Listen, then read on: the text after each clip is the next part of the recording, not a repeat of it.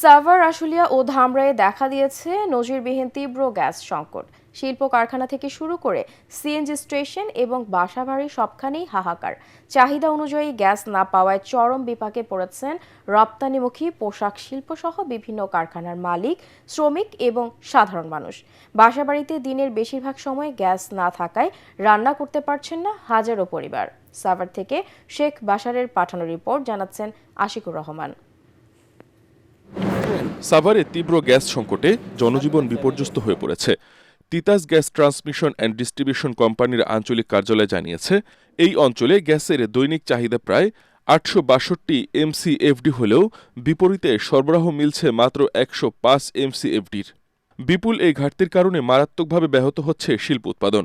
গ্যাসের পর্যাপ্ত চাপ না থাকায় চালু করা যাচ্ছে না অনেক বয়লার। ফলে ডাইং থেকে কাপড় শুকানো, ফিনিশিং ও আয়রনের মতো গুরুত্বপূর্ণ ধাপগুলো প্রায় অচল হয়ে পড়েছে। এরই মধ্যে প্রীতি কম্পোজিট টেক্সটাইল, মুন্নু সিরামিক্স এবং মাস্টার ক্লাসিক ওয়্যার সহ বেশ কিছু প্রতিষ্ঠানে উৎপাদন বন্ধের উপক্রম। সময় মতো বিদেশি ক্রেতাদের কাছে পণ্য পাঠানো নিয়ে দেখা দিয়েছে শঙ্কা। গ্যাসের সমস্যা, সকালে গ্যাস থাকলে রাত্রে থাকে না। গ্যাস আসে একবারে হালকা, পাক করতে অনেক কষ্ট হয়। ওরা সাভারে গ্যাসের সমস্যা, ঠিক আছে, আমরা গ্যাসের বিলও দিই, গ্যাসও সঠিকভাবে পাই না। আমরা বিল দিচ্ছি, গ্যাস পাচ্ছি না, আমরা কি করণীয় আছে? দ্রুত এটার নিরসন করার জন্য সরকারের কাছে অনুরোধ জানাই। শিল্পের পাশাপাশি সাভারে আবাসিক এলাকাগুলোতেও চরমে উঠেছে জনভোগান্তি।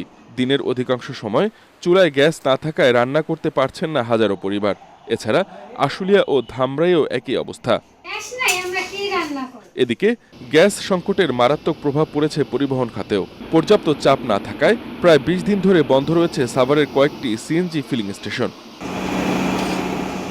এমন পরিস্থিতিতে তিতাস গ্যাস কর্তৃপক্ষের কোনো মন্তব্য পাওয়া না গেলেও সংকট নিরসনে দ্রুত পদক্ষেপের আশ্বাস দিয়েছেন স্থানীয় সংসদ সদস্য ডাক্তার দেওয়ান মোহাম্মদ সালাউদ্দিন বাবু। সংকট কাটাতে দ্রুত কার্যকরী পদক্ষেপ নেবে সরকার, এমনটাই প্রত্যাশা সবার। Bureau report, ATN Bangla.